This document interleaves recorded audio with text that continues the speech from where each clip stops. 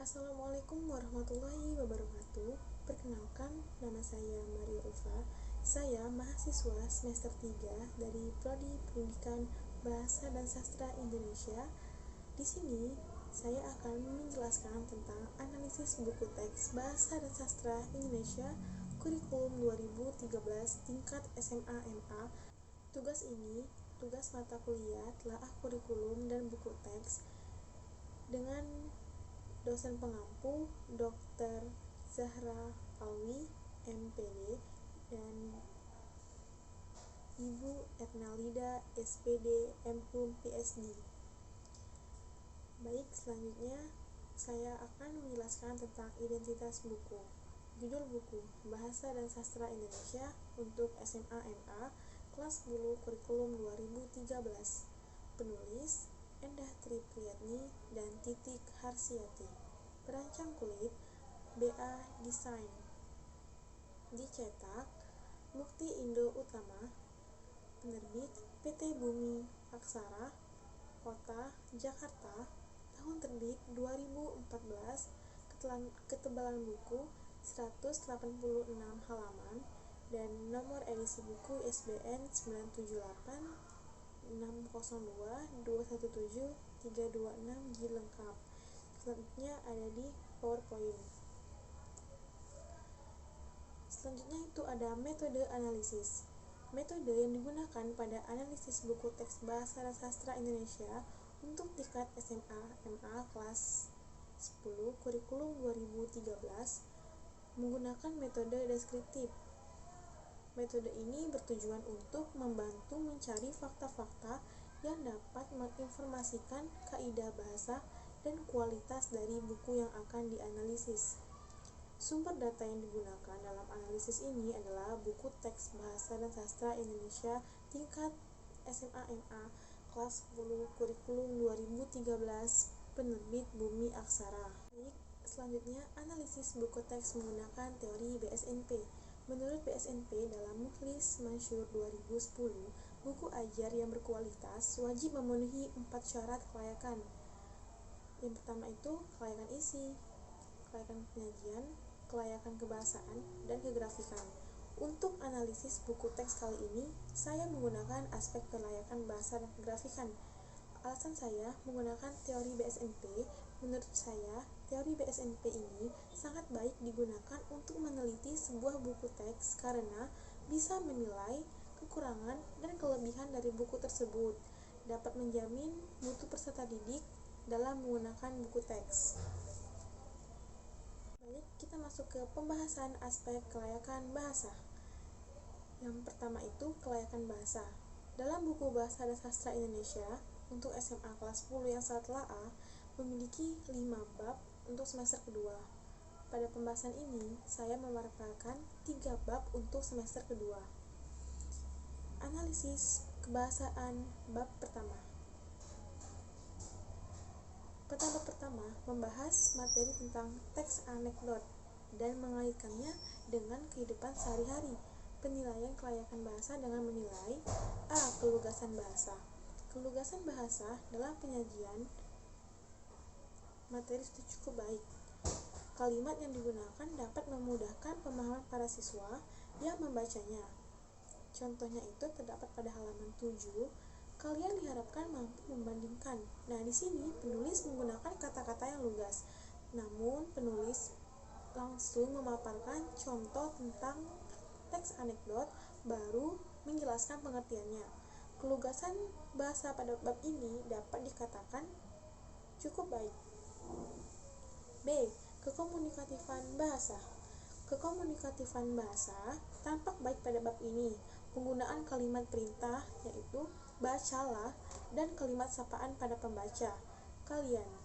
Kalimat yang digunakan mempermudah siswa untuk mengerti bacaan buku teks. Jadi dapat dikatakan bahwa kekomunikatifan bahasa pada bab ini sangat baik. Selanjutnya, dialogis dan interaktif. Pada bab pertama, penulis memaparkan pertanyaannya terhadap gambar yang disediakan tentang peraturan lalu lintas. Lalu penulis memberitahu hubungan gambar tersebut dengan teks anekdot dan baru memberitahu pengertian anekdot. Pada halaman ketiga, bab pertama, penulis memberikan contoh dan pertanyaan tentang teks anekdot. Dan di halaman ketujuh, penulis membuat perbandingan antara teks anekdot dan teks humor. Jadi, dapat dikatakan bahwa dialogis dan interaktif pada bab pertama ini dapat dikatakan baik. Yang D. Kesesuaian dengan perkembangan peserta didik. Pembaca harus lebih mengimbangi buku teks ini saat dibaca. Dalam buku ini, bahasa yang digunakan cukup mudah dimengerti. Namun, pada bab pertama, penulis memiliki banyak pertanyaan yang harus dijawab oleh pembaca. Di akhir bab, terdapat soal-soal untuk melatih kemampuan membaca. Tujuannya agar pembaca lebih mudah memahami materi pada bab pertama. Buku teks ini dapat dikatakan baik karena bahasa yang digunakan sudah mengikuti perkembangan dan membuat pembaca lebih fokus terhadap materi. E. Kesesuaian dengan kaidah bahasa Indonesia. Pada bab pertama, terdapat kesalahan dalam penulisan kata atau bahasa. Terdapat pada halaman ketiga, yaitu amati. Seharusnya penulis ini menuliskan kata mengamati agar menjadi kata baku. Namun, halaman yang lain kata yang digunakan sudah cukup baik. Dan dapat dikatakan juga bahwa kesesuaian dengan kaidah bahasa Indonesia pada bab ini sudah lumayan baik. Ya, F. Penggunaan istilah, simbol, dan icon. Pada bab pertama, terdapat istilah umum pada halaman 4, delegasi. Untuk simbol dan ikon tidak terdapat pada bab pertama. Namun, penulis memberikan banyak gambar yang memuat suatu pesan atau penggambaran suatu materi dan tabel-tabel untuk membandingkan struktur teks. Analisis kebahasaan bab kedua. Pada bab kedua, membahas materi tentang teks laporan hasil observasi. Penilaian kelayakan kebahasaan dilakukan dengan menilai A. Kelugasan bahasa. Seperti pada bab sebelumnya, kelugasan bahasa pada bab ini sudah cukup baik. Penulis membuat pembaca untuk lebih mudah menyerap materi yang disampaikan, seperti pada halaman 37, membaca dan mengamati teks laporan. Nah, penulis juga menuliskan bahwa bahasa ini mudah dimengerti. Oleh karena itu, kelugasan bahasa pada bab ini dapat dikatakan baik. B. Kekomunikatifan bahasa. Materi yang disampaikan menggunakan bahasa yang komunikatif dan mudah dipahami. Pada halaman 11, penulis menggunakan kata perintah, lakukanlah. Artinya, pembaca harus melakukan apa yang diperintahkan oleh penulis. Sama seperti bab sebelumnya, kata kalian digunakan penulis untuk kata sapaan. Kekomunikatifan bahasa pada bab kedua ini dapat dikatakan baik. C. Dialogis dan interaktif. Di awal halaman bab kedua, penulis memaparkan gambar Candi Borobudur.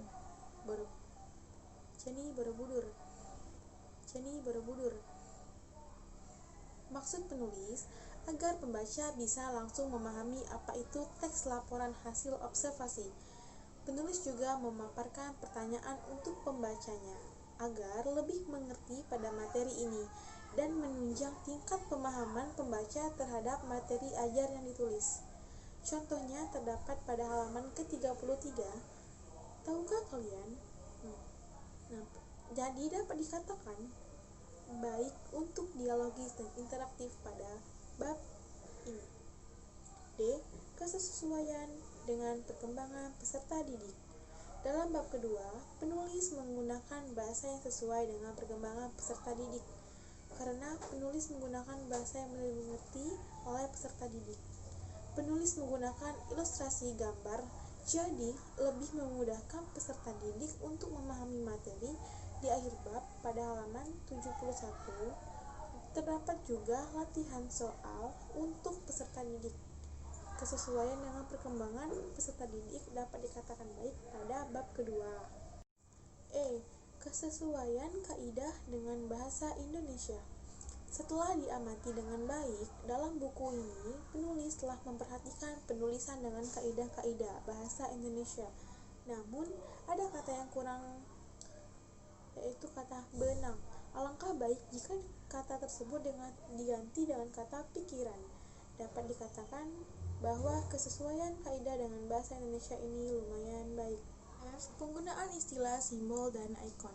Pada bab kedua, halaman 50 terdapat contoh istilah mengevaluasi. Untuk penggunaan simbol dan ikon tidak terdapat pada bab kedua. Namun, sama seperti bab pertama, penulis lebih banyak memberikan gambar, ilustrasi tentang teks hasil observasi dan tabel untuk menganalisis suatu teks hasil observasi.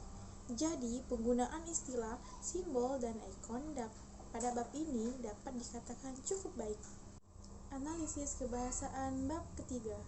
Pada bab ketiga membahas materi tentang teks eksposisi. Penilaian kelayakan kebahasaan dilakukan dengan menilai A. Kelugasan bahasa. Kelugasan pada bab ketiga sudah cukup baik. Penggunaan kalimat sudah mengikuti tatanan struktur kalimat. Informasi yang disampaikan penulis mudah dipahami oleh peserta didik. Kalimat yang digunakan cukup efektif, seperti pada halaman 75, hasil yang akan dicapai. Nah, untuk kelugasan pada bab ketiga ini dapat dikatakan baik. B. Kekomunikatifan bahasa. Sama seperti bab sebelumnya, penulisan bahasa yang komunikatif membuat peserta didik memahami isi materi tanpa dijelaskan guru terlebih dahulu. Pada bab ketiga, kekomunikatifan bahasa dapat dikatakan baik. C. Dialogis dan interaktif. Pada bab ini menggunakan bahasa yang dialogis dan interaktif. Penulis materi saja seperti bahasa lisan. Terlihat pada halaman 73, akhir-akhir ini sering kita alami kalimat seperti itu tampak terlihat dialogis dan interaktif. Lebih guna membuat peserta didik memahami materi dan lebih menarik dalam mengajar. Dialogis dan interaktif dapat dikatakan sangat baik pada bab ketiga ini. D. Kesesuaian dengan perkembangan peserta didik. Kesesuaian bahasa buku dengan perkembangan peserta didik, bahasa yang digunakan penulis sangat pas untuk kelas 10. Peserta didik dapat memahami materi sendiri. Contohnya, kalian akan diajak berlatih. Nah, bahasa penulis sangat bagus dalam menyampaikan materi. Jadi, dapat dikatakan untuk kesesuaian perkembangan peserta didik ini baik. Kesesuaian kaidah dengan bahasa Indonesia. Pada bab ketiga, kesesuaian kaidah dengan bahasa Indonesia sudah baik. Seperti pada bab sebelumnya, penulis menggunakan bahasa yang sesuai dengan kaidah. Namun, ada beberapa bahasa yang tidak baku, mengabstraksi. Untuk bab ketiga ini, kesesuaian kaidah dengan bahasa Indonesia dapat dikatakan cukup baik. F. Penggunaan istilah, simbol, dan ikon. Penggunaan istilah pada bab ini menganalisis. Penggunaan simbol dan ikon sama seperti bab sebelum-sebelumnya tidak terdapat. Penulis lebih memberikan gambar dan tabel-tabel analisis. Dapat dikatakan bahwa penggunaan istilah, simbol, dan ikon ini lumayan baik. Pembahasan aspek kegrafikan. Yang pertama, ukuran format buku. Format pada buku teks ini sesuai dengan aturan font 12-14. Namun, untuk judul lebih besar, ukuran buku kurang lebih seperti kertas A4 dengan ketebalan 186 halaman. Kedua, desain bagian kulit. Desain kulit sudah cukup bagus. Warnanya tidak terlalu mencolok dan tidak terlalu ramai. Desainnya dapat dikatakan sederhana namun menarik. Berwarna coklat dan krim. Terdapat gambar kertas, sebuah tinta, dan pena. 3. Desain bagian isi. Pada desain isi, menggunakan font Times New Roman dan dicampur dengan font lainnya. Pada buku teks ini, jenis font untuk judul yang digunakan bermacam-macam. Terdapat lebih dari 2 font yang digunakan. Dalam isi, terdapat ilustrasi gambar dan tabel-tabel, serta penulisan materi yang diberi warna agar lebih menarik. Selanjutnya, kualitas kertas. Kertas yang digunakan pada buku teks ini cukup tebal, putih dan tidak buram, kuat, tidak mudah sobek, dan berkualitas. Kualitas kertas pada buku teks ini dapat dikatakan baik. 5. Kualitas cetakan. Kualitas cetakan pada buku teks ini sangat baik, tidak buram, dan tulisannya sangat jelas, baik warna hitam, putih, dan warna lainnya. Gambar ilustrasinya sangat jelas dengan gambar asli. Jadi, kualitas cetakan pada buku ini dapat dikatakan baik. 6. Kualitas jilid. Kualitas jilidan pada buku ini cukup kuat, namun untuk kulit buku jika terlipat akan menampakkan bekas lipatan berwarna putih. Untuk lem perekat, kertasnya sudah sangat baik, tidak mudah robek atau lepas. Selanjutnya ada gambar buku. Gambar pertama itu foto sampul depan buku, yang kedua itu ada isi buku, yang ketiga ada foto belakang buku, yang keempat itu ada ketebalan buku. Baik, selanjutnya itu kesimpulan. Berdasarkan hasil pembahasan dan penelitian yang telah dilakukan, dapat disimpulkan bahwa buku teks Bahasa dan Sastra Indonesia tingkat SMA MA kelas 10 karangan Endah Tri Priyatni dan Titik Harsiati kurikulum 2013 lulus uji kelayakan bahasa dan kegrafikan berdasarkan teori Badan Standar Nasional Pendidikan dengan menggunakan metode deskriptif. Aspek tersebut, menurut saya, sudah dapat membuktikan bahwa buku teks yang saya telaah ini layak untuk dilakukan di sekolah. Selanjutnya, identitas penganalisis. Maria Ulfa, biasa dipanggil dengan Maria, adalah putri sulung dari Bapak R. Abdullah Sani dan Ibu Desi. Maria lahir di Palembang tanggal 13 Mei 2002, bersekolah dasar di SD Dharmajaya, Palembang, lanjut di SMP Negeri 6 Palembang, dan sekolah menengah atas di SMA Hibah Palembang. Sekarang sedang melanjutkan pendidikan di Universitas Sriwijaya untuk mendapatkan gelar S1 jurusan Bahasa dan Seni, Prodi Pendidikan Bahasa dan Sastra Indonesia angkatan 2019. Itulah tadi penjelasan saya tentang analisis buku teks Bahasa dan Sastra Indonesia. Bila ada salah kata, saya mohon maaf. Kepada Allah, saya mohon ampun. Saya akhiri. Wassalamualaikum warahmatullahi wabarakatuh.